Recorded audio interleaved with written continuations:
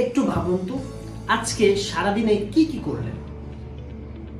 আচ্ছা ভাবা শেষ বললাম, এখন আপনার শিশু আপনার ছোট্ট সোনামণিকে নিয়ে কতটুকু চিন্তা করেছেন, ওর দিকে কি মনোযোগ দিয়েছেন, ও কি চাচ্ছে, কি খাচ্ছে, কি করতেছে। হয়তো দিচ্ছেন কেউ, হয়তো দিচ্ছেন না, হয়তো দুই একটা জিনিস বলে আছে। বাচ্চারা কি চায়, বাচ্চারা চায় তার আপনজনের অ্যাটেনশন, মনোযোগ। এবার আপনি আপনার ছোট বাচ্চাটা যত ছোট আপনার তত বেশি অ্যাটেনশন চাই।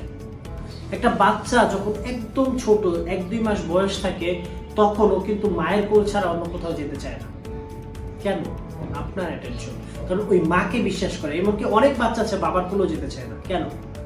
কারণ ওই অ্যাটেনশনটা চায়, আপনাকে বিশ্বাস করে।